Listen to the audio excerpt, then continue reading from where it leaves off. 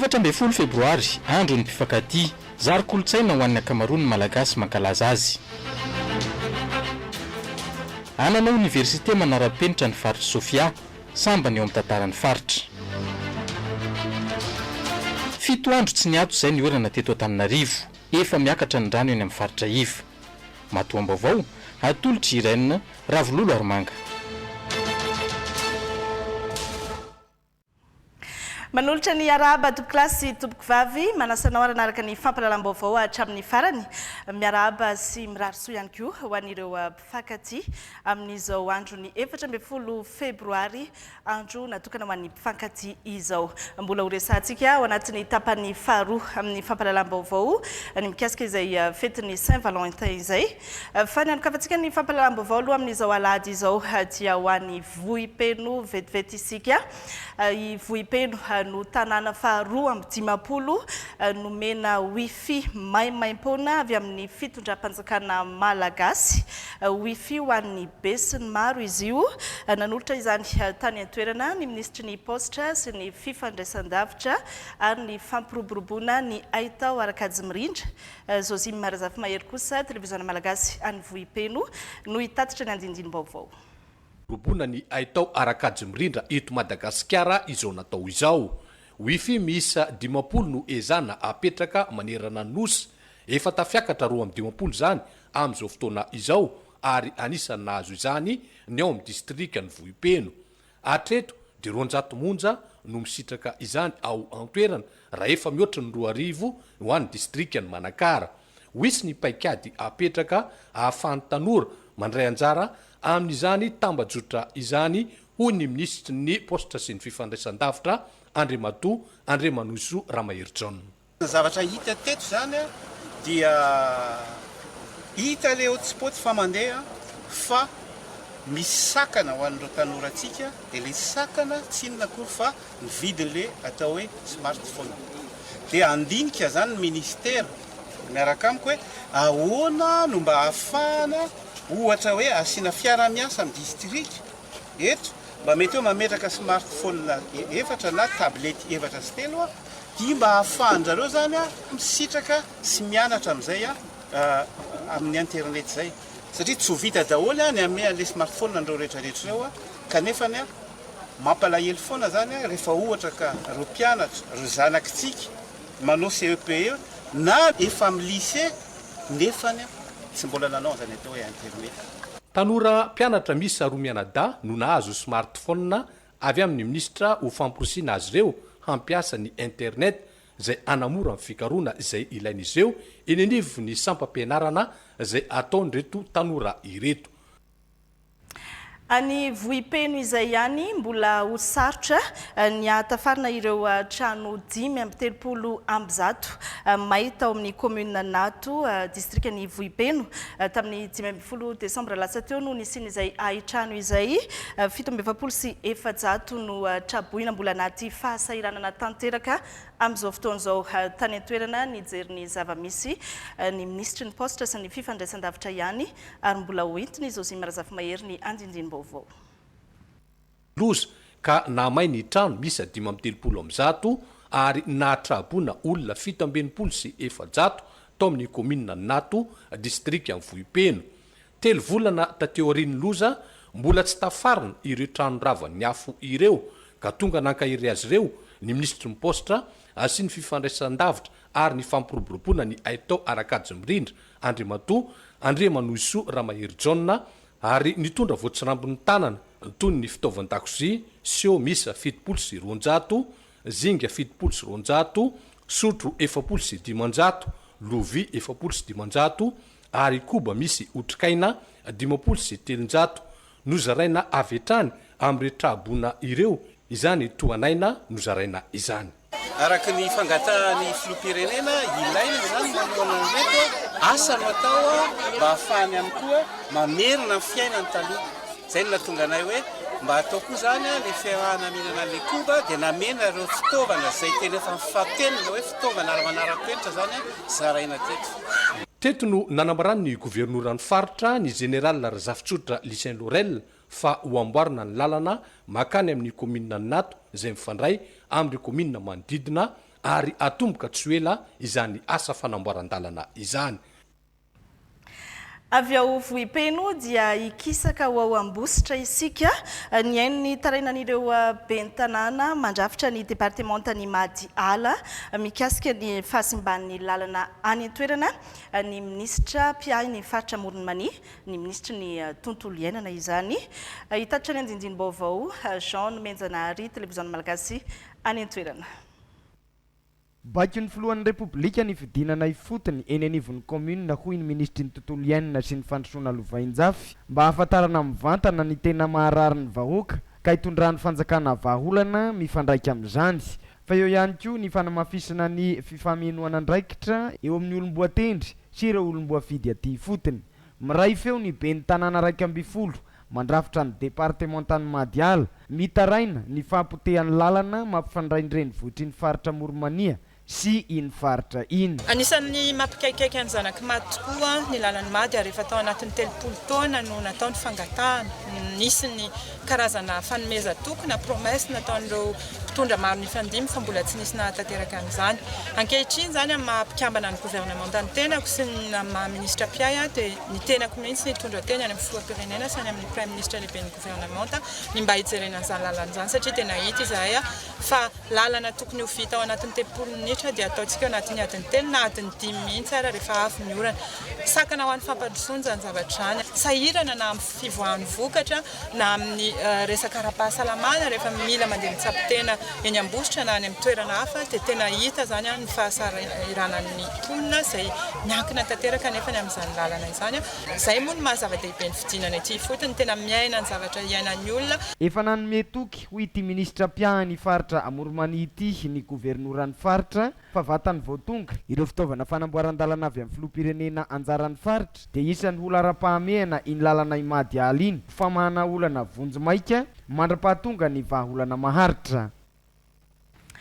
Androany moa no ny farana ilay etsika goavana no karakarain'ny ministera ny serasera sy ny kolotsaina etsika izay nanomezana sehatra ny tontolo ny famoronana eo amin'ny sehatra ny lamody izany tetsy amin'ny palais des sports nandritra ny atelona no nanaovana izay etsika izay ho arahintsika ihany vao vantany vita ny fikirakirana ny sary ho any amin'ny faritra Sofia vetivety isika isitraka université ny faritry Sofia sambany zany no anana université izany faritra izany université manara-penitra hitondra ny anarana Philbert Tsiranana izy io hoaorina ao Anaidrano ao Antsohy tafapetraka tamin'ny farany herinandro ity moa ny vato fototra anomboana izany asa izany ny andindiny-baovao hoentiny Anisara Miarimbelo televiziona malagasy any Antsohy.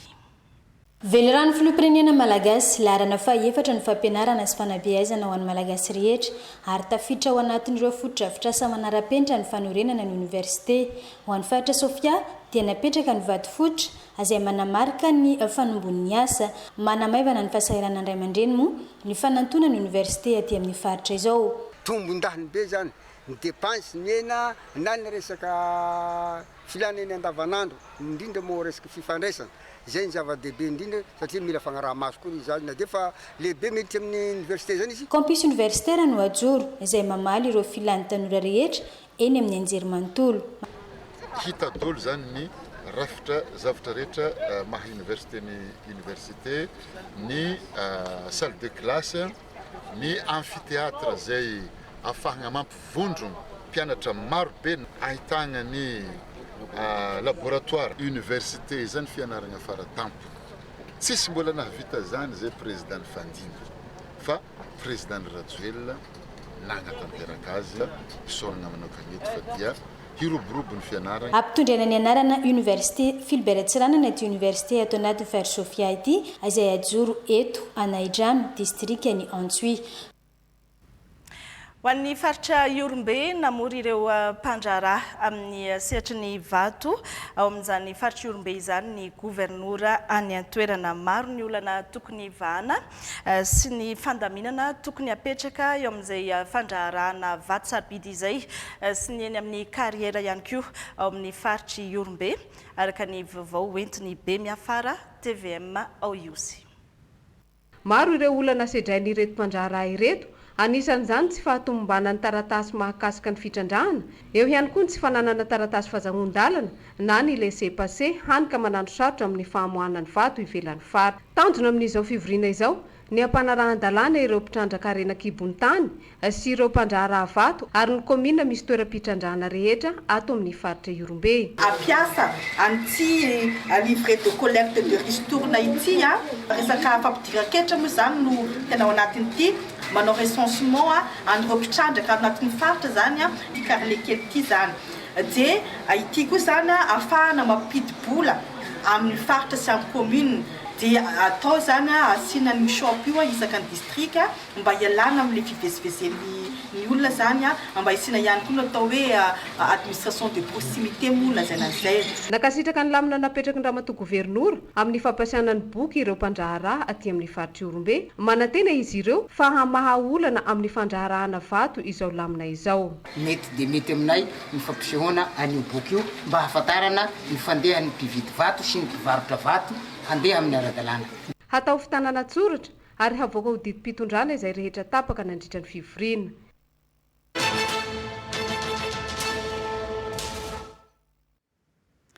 Ny tapany faharoa amin'ny fampalalam-baovao ny anomboantsika azy ny manodidina ny Saint-Valentin 14 febroary andro natokana ho an'ny mpifankatia. Tsy misy tsy mahalala izany daty izany zary kolotsaina ho an'ny mpifankatia maro ny manamarika azy io fa misy ihany koa ireo tsy miraiky amin'izany. Fotoana ihany koa fanararaotany mpivarotra ny amin'ireny zavatra azo atao fanomezana ireny mampandeha ny asa ny pakasary ihany koa etsy an-daniny. Nanao fanadihadiana mikasika izay andro ny 14 febroary izay. Nzaka Serge Ndrenarso sy Tantely Andriambelo. Daty iray tafiditra eo amin'ny fiainana akapoben'ny olona indrindra ho an'ny manana olon-tiana. Mahafantatra ny andro mpifankatia ny akamaroan'ireo olona nanaovana fanadihadiana. Ie, Saint-Valentin, fête mpifankatia. 14 février le andro mpifankatia, Saint-Valentin. Ie, Saint-Valentin ny andro. Fête mpifankatia. Saint-Valentin, fête mpifankatia. Saint-Valentin, fête de Chamouré. Ny androandroany zao 14 février, Saint-Valentin hozy sika. Fety mpifankatia, fanararoatra ho an'ny mpitady vola. Ao anatin'izany ny mpivarotra fanomezana sy ny mpamin'ny endrika izany amin'ny alalan'ny famonosana, tsy miala amin'izay ihany koa ny pakasary. Panier cadeau zao no tena nandeha dia olona namono cadeau. Resaka le fasiana peratra, le fasiana bagy reny nety ihany, netinety kely ihany noho ny andavanandro aloha. Araka mafety mpifankatia aloha dia mba misy kely ny andro any ankoatra ny isan'andro. 30 photo ty zany ny azo aloha zay sy ndraindray 10 arakarany zay men'Andriamanitra eo. Ho an'ny mpivarotra hafa kosa ireo andro mialohan'ny 14 febroary no tena mampiroborobony ny tsenany. Tamin'ny herinandro tamin'ny lohan'ity nisy tsena zoma sabotsy fa ny androany tsisy mividy. Nandritra ity andron'ny 14 febroary fetin'ny mpifankatia ity naresaka trano ny toerana izay nolalovanay. Asana izy nitontona tao anatin'ny andro alahady. Fa inona tokoa no antony ankalazana izany 14 febroary andron'ny mpifankatia izany. Inona ihany koa ny hevitr'ireo izay tsy mankalaza izany na dia mahafantatra ny 14 febroary aza. Mbola fanadihadiana nataony Nzaka Serge Ndrenarso ihany koa. Andro mpifankatia manakoaka eo ambava maro saingy ao ireo makalaza manokana izany. Makalaza va rehefa any an-trano ndray makalaza va miasa aloha any nefa ty ny asa maka sary dia manararoatra kely amin'ilay olona tia sary. Tokony hoe ankalaza satria mpivady Izay mihitsy ny tena programanay hoe hivoaka amin'ny Saint-Valentin mba hijerijery izay mety. Ao ireo tsy mankalaza manokana ny andro mpifankatia satria isan'andro ny fitiavana. Zay tsy dia mankalaza loatra an'ilay Saint-Valentin fa ny anay ohatra nefa Saint-Valentin foana isan'andro. Faritra dia tsy hitanay hoe ahoana fomba kalazaina an'ilay izy raha hoe trano na salazany. Tsy izay nankalaza aloha izay taloha satria izay sara toerana izy any province za aty. Ilay fitaovana izany tokotokony isan'andro fa tsy hoe androany fotsiny izany ilay Saint-Valentin. Hevitra tera-pariny amin'izay fa ny iarahan'ny rehetra manaiky aloha dia ny hoe andro mpifankatia ny datiny 14 febroary. Nisy ihany koa ny hetsika samihafa nanamariana manokana izay andro ny mpifankaty izay mbola hoarahintsika rehefa avy eo ato anatin'ny fampahalalam-baovao ihany fa ivadika lafim-baovao hafa aloha isika mikasika ny fivoaran'ny Covid-19 eto Madagasikara midina hatrany ny tany olona mitondra ny tsy mikaretina 730 ny tranga vaovao raha 520 izany tamin'ny faran'ny herinandro lasa teo 520 ireo olona sitrana niakatra kosa nisan'ny nodimandry fito zany no ny nodimandry tamin'ity herinandro ity. Grifina Bakoliniena. Olona misa 730 no voamarina fa mitondra ny tsy mikaretina Covid-19 teo anelanelany 4 febroary 2020 hatramin'ny 12 febroary 2020. Olona 520 kosa no sitrana, fito no maty. Ireo tranga ireo dia hita tamin'ireo olona 720 natao fitiliana. Zany hoe 5.20 isan-jato no tahan'olona mitondra ny tsy mikaretina. Raha tsy nzaraina isam-paritra kosa Analamanga 7.30 tranga vaovao, 3.30 telonjato sitrana, 7.20 misy fahasarotana ary 3 no maty. Vakinankaratra 7 tranga vaovao, 3 sitrana, ray ao anatin'ny fahasarotana, 2 maty. Atsinanana 3.30 tranga vaovao, 3 sitrana. Analanjorofo 5 tranga vaovao, ray misy fahasarotana ary ray maty. Matsiatra ambony ray tranga vaovao, 2 sitrana, 4 marary misy fahasarotana ary ray maty. Amoronmany 2 ny tranga vaovao, 7 ny sitrana. Iorombe 2 tranga vaovao, 2 sitrana. Atsimo Andrefana 5 tranga vaovao, 5 sitrana. Menabe 4 tranga vaovao, 4 sitrana. Anosy 10 tranga vaovao, 4 sitrana. Boeny 4 tranga vaovao, 4 sitrana. Savatsy misy ny tranga vaovao fa 2 sitrana. Diana 3 tranga vaovao, 2 ihany koa ny sitrana. Ary farany olona iray kosa no mitondra ny tsy mikaretina fa tsy voamarina ny momba azy. Raha tambatra kosa ny nomboka ny 13 marsa 2020 no mankaty 7.9 sy ray alina ny fitambaran'ireo olona voamarina fa mitondra ny tsy mikaretina Covid-19. 5.7 sy 7 sy ray alina kosa no sitrana, 2.9 maty, 2.7 manaraka fitsaboana. 4.10 faingo, 2.10 isan-jato ny tahapasitranana. Eo amin'ny tontolon'ny fampianarana ambony no avaozina sy nampanarahana ny toetrandro, ny fitantanana, ny fandoavana ny vatsim-pianaran'ny mpianatra sy ny karaman'ny mpiasa eny anivo ny fampianarana ambony ialana amin'ny olana mateti-pitranga amin'izay resaka fandoavana izay. Ny jery mikasika izay tsy toaina rakotoary fonjy. Lafiny maro no takiany fandrafetana base de données numérique ho an'ny karama mpandraharaha sy ny vatsim-pianaran'ny mpianatra eny amin'ny fampianarana ambony mba hahatsara ny fitantanana, hisiny mangarahara andaniny, hialana amin'ny fahatarany fahatongavan'izy ireny olana nateti-pitranga hatramin'izay dia ilaina ny fahafantarana lafiny maro eny hatramin'ny laharan'ny finday miasa ho an'ny mpianatra ankoatra ny atota taratasy samihafa karapanondrom-pirenena, karatra ny maha-mpianatra sy ny sisa mba hahafahana manao ny fanamarinana, contrôle et vérification. Ho an'ireo université izay efa nahavita ny lisitra mifanaraka amin'ny fepetra takiny io fandaminana io dia ao ireo efa nandray vatsim-pianarana sy fampitaovana équipement taoriny ny fiafarany ny fisoratana anarana. Ao ireo hivoaka tsy ho ela ny tety andro handraisana izany. Miantso ireo mpianatra mba hanatona hahafahana mameno ny tsifeny toy ny laharana finday voalaza tetsy ambony ny tompona andraikitra mba hanafainganana ny fandrafetana ny lisitra mazava. Mampatsiahy hatrany ny ao amin'ny ministera ny fampianarana ambony sy fikarohana ara-tsiansa fa ny fifanantonana no hamahana ny olana tsy afaka hitaza-potsiny kosa ny tompona andraikitra fa handray fepetra amin'ny mety ho fanembana ny fananana iombonana indrindra ny famizovan'ny mpitaona ny fanarenana sy fanorenana imasony ny fanjakana izao. Zay ny amin'iny mitombo hatrany ny tany fampiasana internet eto Madagasikara amin'izao fotoana izao. Mahery ny iray tapitrisany malagasy afaka mampiasa izany teo anelanelany ny janoary 2020 sy janoary 2020. Raha ny tambazotra ny tserasera indray kosa dia ny Facebook no be mpampiasa indrindra 2.900 ny mponina eto Madagasikara manana compte Facebook avokoa. Mitatitra ny vaovao sy ny fanadihadiana mikasika izay nandriana Razafindramaro. Niakatra enety sy iray tapitrisa ny malagasy mampiasa internet teo anelanelan'ny volana janoary 24 sy janoary 1 araka ny fanadihadian'ny We Are Social sy Haute Suite.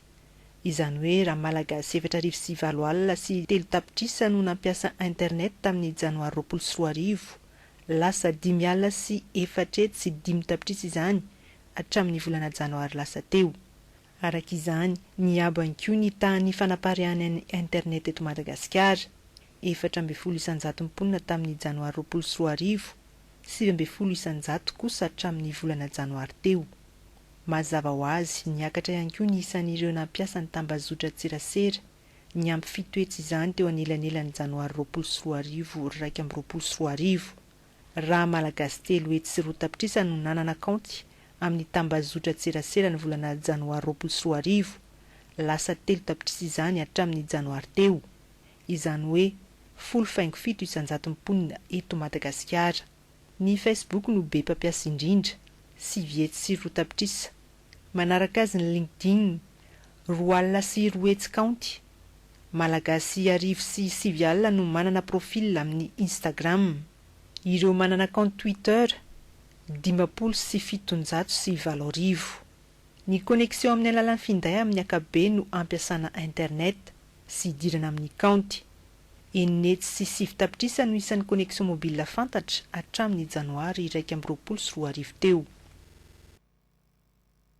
Tato anatin'ny 7 andro zao tsy nitsatra nisy rotsakorana teto Antananarivo, efa manomboka miakatra ny rano eny amin'ny faritra Iva amin'izao fotoana izao, isan'ny nanaovan'ny Voirana Espérant sy Rodriguez Afmaly fanadihadiana tamin'ity alahady ity.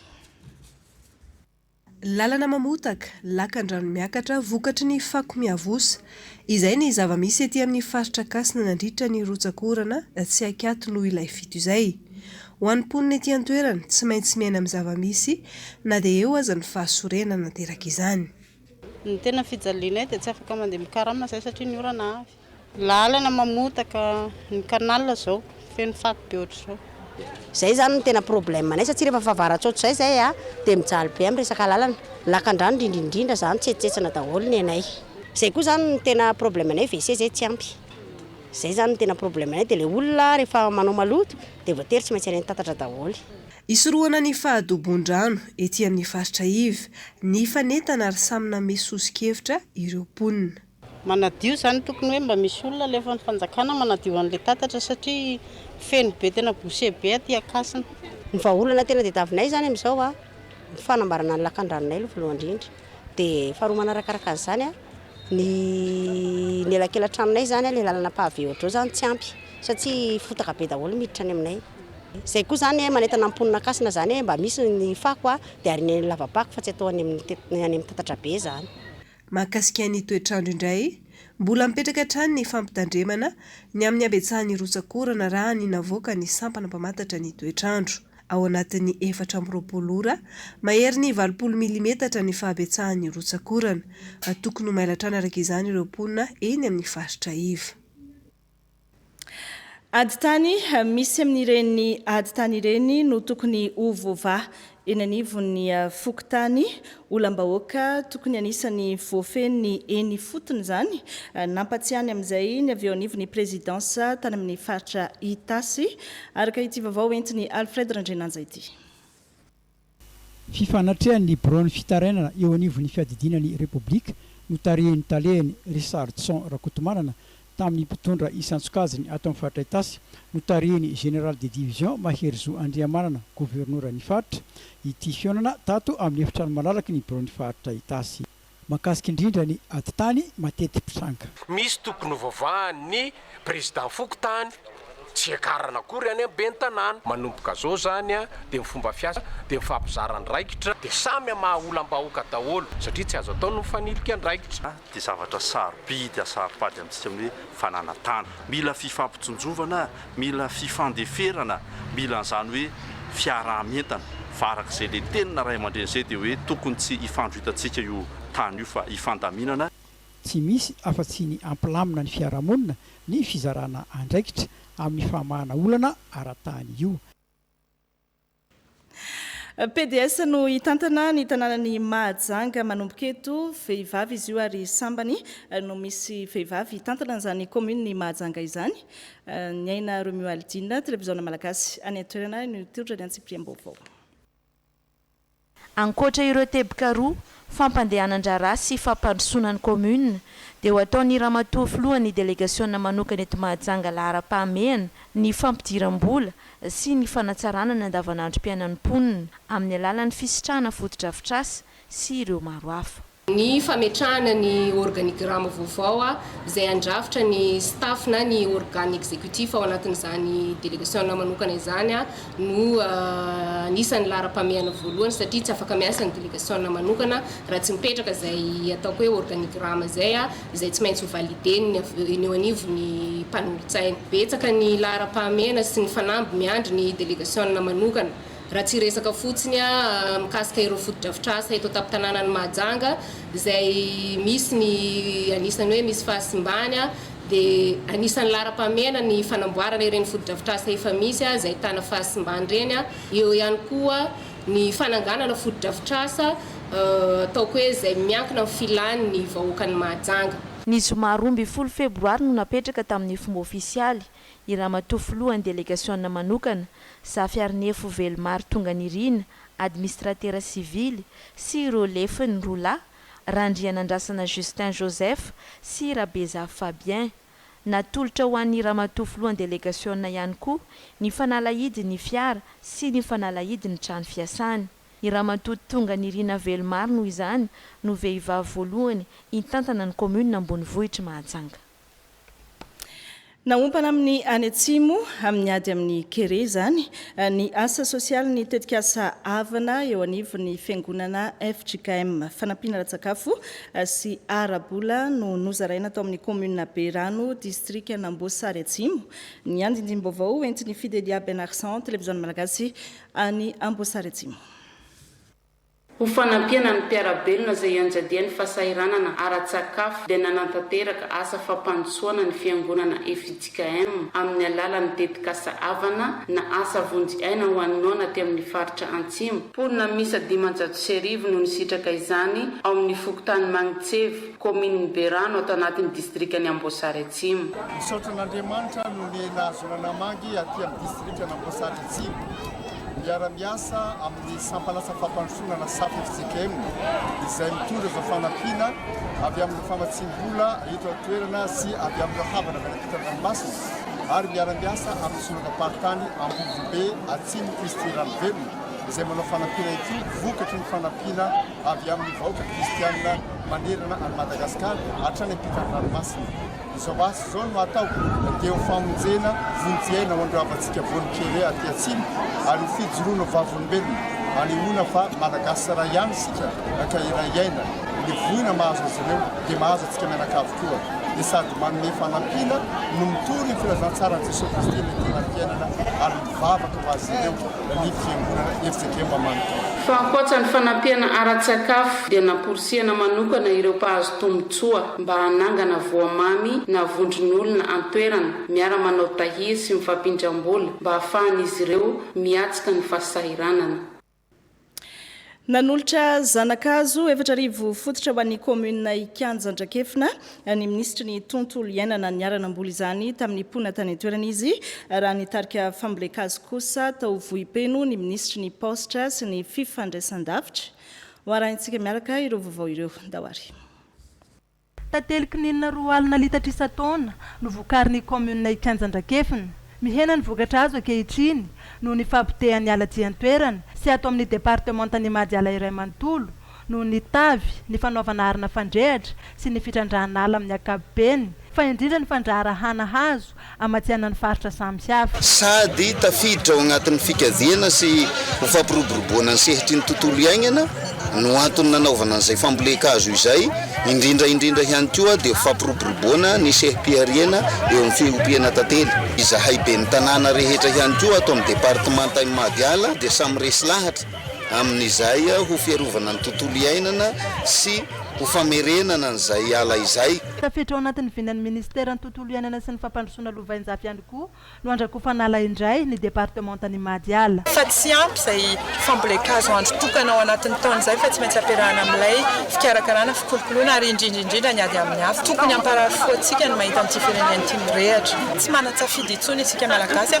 fa tsy maintsy mamerina ny ireo ala maro izay nopotehany ireo izay ny nampatonga ny filoham-pirenena ny safidy mihitsy ilay hoe mamboly hazo tia tanindrazana zanakazoko ninina oliva efa-jato sy enina arivo fototra no nivolena teto anjanony commune Ikanjandrakefina raha roa alina fototra ny tanjon'ny commune amin'ity taopambolekazo ity nanolotra jiro LED mandeha amin'ny herin'ny masoandro 30 ny ministry ny angovo folo isany ho an'ny commune Ikanjandrakefina sy maire-ny Mady dimy avy ho an'ny commune Marosoa Alakamisy Ambohijato notolora ministry ny rano sy fanadiovana ary fidiovana fitaovana isoroana ilovalana aretina samihafa ihany koa toy ny DLM savony ny commune Ikanjandrakefina no niezaka ataony amin'ny fialana amin'ny fangerenan-kialamanjany nitondra izany ny ministra mpiany faritra Morony Mania rakotrana teo amin'ny 20 isanjato teo i Madagasikara teo alohany fandripahanala nataon'ny olona amin'izao fotoana izao ny 12 ny velaran-tany eto Madagasikara sisa no ahitana ala any ka lasa miteraka fikortana ny toetrandro eto an-toerana izany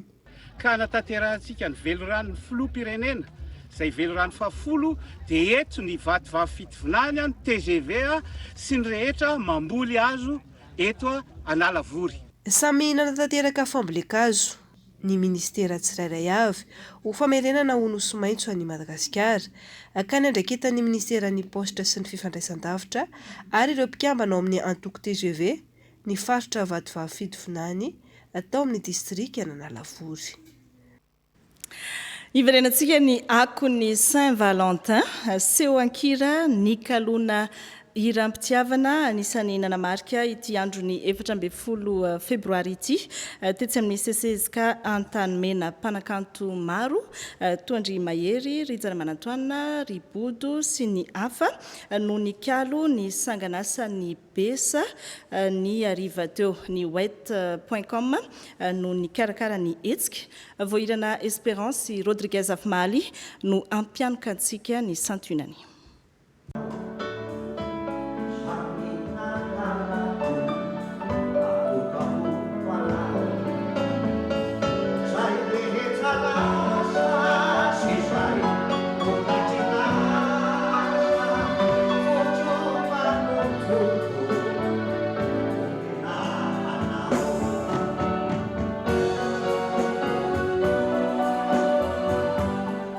mivady ny fity fotoana fanehoana fitiavana sy fifankatiavana amin'ny alalan'ny hira no soratany Besa ho an'ireo olona mpifankatia izay no foto-kevitra ny joroan'ny Whitecom atao anatin'ny fampisehoana an-tsehatra anamariana ny fetin'ny mpifankatia fa eo ihany koa ny amerenana ny tena toeran'ny mozika ndao anao zavatra ara-mozika tena ara-mozika dia safidy sansinganina mihitsy zany satria fantatsika samy manana maizy azy le artiste reo amin'ny resaka mozika dia nandeha ny resaka dia hoe andao ny hira Besa no kalona ao atolotra ho an'ny mpifankatia manana hira tena ara-mozika sy tena manana ny kantona tonona feo ny Besa mo koa izy manana hira maromaro vitsivitsy tsy tena hoe maro be moa zany hira mpitiavana ary tena fantatsika ohatrany hoe ny hitiavako anao sy ohatr'izany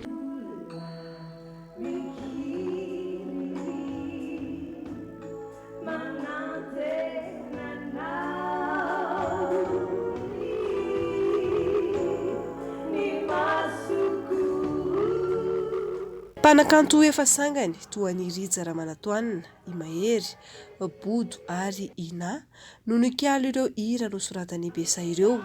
Besa izay tsy zoviana intsony fa manana ny toerany manokana mihitsy eo amin'ny toeran'ny zavakanto. Besa fonjam-bola kely dia efa anisan'ny mpirakafiziko, tena kafiziko. Kanjo noho ny lehilahy bebe ako dia nifanena taminy dia izy indray ny somary nakafi azy nakafiziny azy zany amin'ny fitiavany azy lasa tsy mifakafoy ao anatin'ny hira sy mozika ao anatin'ny torohevitra dia ny hira Besa raha teo mondry le fo mihitsy no miteny ny hira Besa hira mpitiavana daholo za koa anisan'ny tena ny hoe nitezay natao anatin'ny kalon'ny Besa mihitsy tamin'ny fahazazako dia izay dia zava-dehibe ho anazy. be dia be ny fotoana izay ohatra hoe raha mpifaliana dia misy irambe tsy maintsy misy irambe sa manako ako fahoriana tsy maintsy misy irambe sa manako ako izay mampiavaka be izy.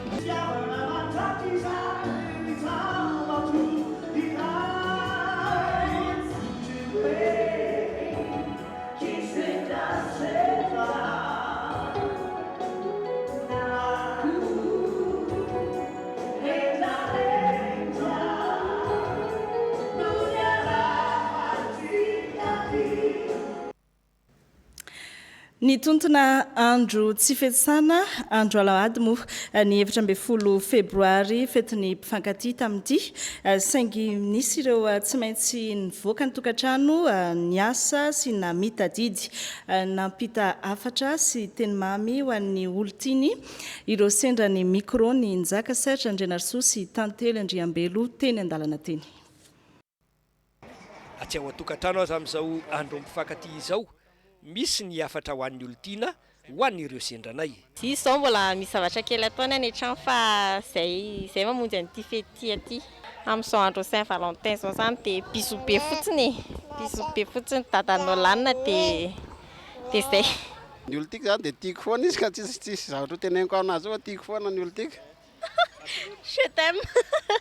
Zay fotsiny. Ao anatin'ny andro mifankatia isan'ireo mpampita hafatra tsy azo hitovirana ny mpanakanto ny fikojakojana ny fifankatiavana no tanjona amin'izany. Be dia be ny sehatra ao anatin'izany fifankatiavana izany fa mila maharitra izay ny afatra. Fotom-pisainana entina mifankatia mihitsy zany hoe ny fifankatiavana dia raha vao tsy hainao no maka ny tsirony amin'ny fotoanany dia mametraka azy ao am-ponao dia tsy hainao maka ny tsirony rehefa tsy hotsony le tsirony iny fa rehefa hainao tsara tsako azy tonga ao aminao le tsirony dia na efa korokara izy na efa ohatra voatabilo ary izy mbola renao ihany dia miteraka fitiavana iny any afaka efapolo taona any mahaiza zany mahaiza makafy dia mametraka ao am-po zay fitiavana zay dia iny manolo an'izay sorisory rehetra iny manolo an'izay olana rehetra iny fifankatiavana efa niainana iny fijery efa nahafinaritra iny. Asa miady misy fomba be dia be izay iadivana dia asa miady hoe mitarika ratra be dia be lava be fa misafidiana afaka miresaka mivady hoe ahoana fomba iadivantsika rehefa tonga ny fotoana tsy hifankazahoana zany dia hoe dia tsika dia manao fifanarahana fa voatapitra le zavatra iadiana dia tonga dia mivadika zavatra hafa dia miresaka normal efa fifanarahana mihitsy io dia aza adiny koa ny miverina toa zaza fa zavatra ngeza be anankiray mampateza ny fifankatiavana ny fiverenana toa zaza. Afatra ihany reny fa ny tsirairay dia samy manana ny fomba hikojakojany ny fiainany eo anivon'ny fifankatiavana. Ireo maresaka any ivelany any États-Unis tsy tanteraka ny fikasan'ireo olona demokraty saika anongana sy anameloka ny Donald Trump teo anivony anteny mirandolona any États-Unis ny farana omaly ny fifandresen-dahatra teo amin'ireo olona demokraty sy ny olona republikanina ary ny mpisolo vavany filoha teo aloha izay naharitra 10 andro. Nandriana Zavandramaro eo amin'ny sariny France 24. Fito amby 50 tamin'ireo olona Amerikanina nanameloka ny Donald Trump, ny 7 ny tsipaka ny fanamelohana azy, tsy tratra ny isa, 27 ny olona voafaritry ny lalàna. Afaka madiodio Donald Trump, tsy meloka tamin'ny zavantranga ny janoary lasa teo tao Washington. No ampangan'ny olona demokraty fa nisy anjara asan'ny Donald Trump tamin'ireny fidirana keriny tao amin'ny Capitole ireny. Taorian'ny fifidianana, nambaran'ny filohan'ny antoko demokraty maro anisa ao amin'ny anteny mirandolona fa tsy nanana herim-po nanameloka ny ataon'ny Donald Trump ireo olona republikanina. Plus méprisable qu'un président ait jamais commis. Marina tokoa ny mpitariky ny antoko republikanina Mitch McConnell fa manana anjara andraikitra nandritra ireny fidirana keriny tao amin'ny Capitole ireny ny filoha teo aloha. Midika ary ve zay ho ny mpanara baovao fa tsy toteny ao amin'ny antoko misy azy intsony Donald Trump raha araky ny nambaran'ny Mitch McConnell iny. Tsy ahoany ny fandiniany ity mpanao gazetiny France 24 any Washington ity na dia misy aza ho izy ny sasatsasany amin'ireo républicaine tsy nanaiky ny fomba fitantanan'i Donald Trump dia azo lazaina ho vitsanisa izy ireo ao anatin'ny antoko républicaine. Midika izany ho izy fa tsara toerana hatrany ny filoha teo aloha ao amin'ny antoko misy azy. Donald Trump vatany vao nalala fa tsy tanteraka ny fanonganana azy na dia tsy filohintsony azy izy dia niomby ny fandreseny. Tapitra hatreo i Donald Trump ny azalambo. Araka ny efa natsidiko tany am-boalohany ihany koa ny farana androany ilay hetsika Miami Mada Fashion 2021 andiany faharoa izay nokarakarainy ny ministera ny kolontsaina sy ny serasera na afapo ny hetsika ho ireo nandray anjara sy ny mpikarakara anisan'ny nisongadina tamin'ity andro famaranana ity ny tontolon'ny filatrona ny seho sy ny fanolorana mari-pankasitrana ary mari-boninahitra ho an'ireo mpamorona lamody. Keita Revila sy Ridza Rakotson no ampianoka antsika ihany koa izay famaranana ny Mada Fashion 2021 izay.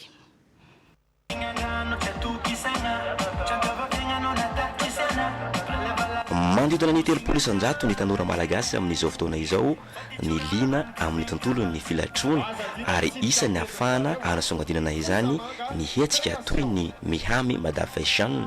Raha tamin'ity andro famaranana ity dia nanamarika ny fotoana ny lohahevitra hoe être un mannequin professionnel. Tontolon'ny filatrona eto Madagasikara dia anisany mbola sarotra ihany satria tsy mbola misy fianarana manokana fa ny olona ataontsika hoe lina ao anatin'izany tontolon'ny filatrona sy lamaody izany no miezaka misaratra kefa ho an'ireo tanora lasivavy izay lina ao anatin'izay sehatry ny lamaody sy ny filatrona izay fa tamin'ity Miami Mada Fashion izy dia tena nanampy betsaka mihitsy satria betsaka ireo tanora nanampy na avy eo nanontany hoe ahoana marina inona ny dingana tokony atao inona zavatra tokony atao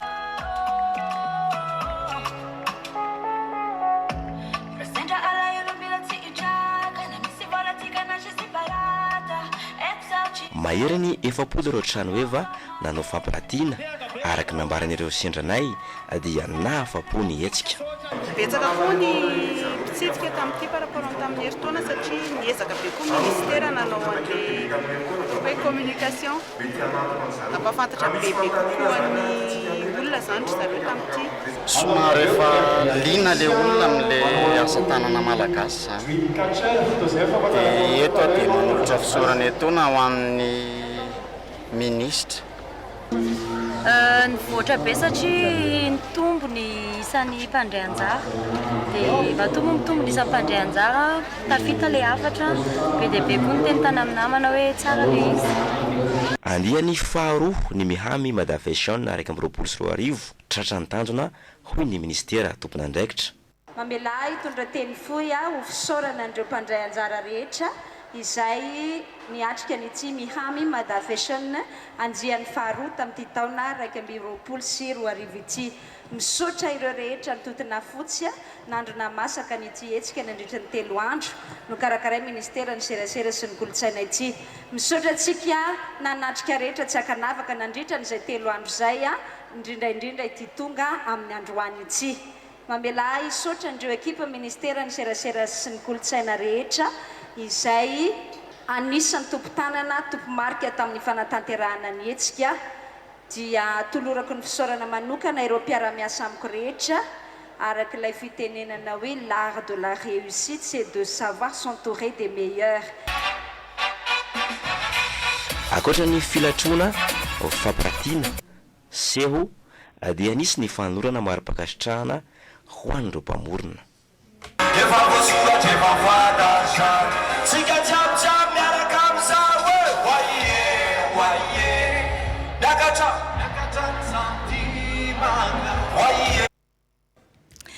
Vao minitra vitsy teo moa no ny farana iny hetsika Miami Mada Fashion 2021 iny. Maranantsika ny fampalalam-baovao ary amin'izao alina izao ny pejin'ny fanatanjahantena norombain'ny ekipan'ny Bayern de Munich ny amboara eran-tany club raha nandresy ny ekipan'ny Tigre avy any Meksika teo amin'ny lalao famaranana natao tany Qatar. Kantra no Everson televiziona malagasy kinisana ny resaka fanatanjahantena no hitondra ny andininy vaovao. atao pamombiazana tanteraka ny taopilalaovana 2024 roapolo sy 20 ho an'ny klubany Bayern de Munich. Atao aoriana nazahoana izy ireo ny tompon-daka, ny Amboara, ny Supercoupe d'Allemagne, ny Ligue des Champions ary ny Supercoupe d'Europe. Dia mbola lasa ny Bavarois indray ny amboara eran-tany ho an'ny kluba rehefa nandresy ny kluba ny Tigre UNL avy any Meksika tompon-daka ny CONCACAF teo amin'ny famaranana tamin'ny Sareno tsy misy. Lalao no tanterahina tao amin'ny kianja ny Al Rayyan atao a Qatar. Nanjakany Lewandowski sy ry alabatanteraka ity fiorana ity. Maromaro occasion zay tokony hivadika ho isa teto ho an'ny Allemana saingy hors-jeu izany. Anisan'izany ity fanafiana teo minitra 7-10 ity saingy hors-jeu ny Lewandowski nandona ny taka ny Kimmich.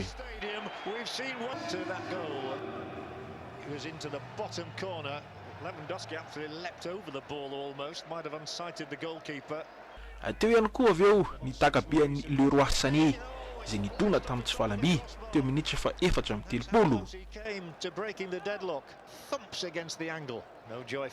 Lay vodilarana frantsay Benjamin Pavard kosa no namono ny baolina tokana teto ho an'ny Bavarois tamin'izao lalao izao taty amin'ny fizaram-potoana faharoa minitra 7-10. He was the one who went in for the header. They are checking that offside, leading up to what Bayern Munich felt was a breakthrough strike. The goal is given. Well, even ity araka izany no amboary eran-tany ho an'ny kluba faharoa ho an'ny Bayern teo amin'ny tantarany taorinany tamin'ny taona 2012.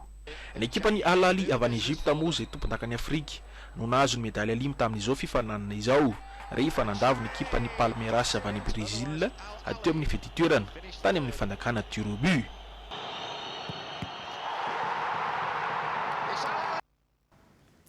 Isaroko ianao nanaraka ny fampalalam-baovao amin'ny farany isorony ihany koa ny ekipa rehetra ny aranana tontosa raha mpitso toy izao mbola miaraka isika mirary soa ary tompoko klasy tompoko vavy.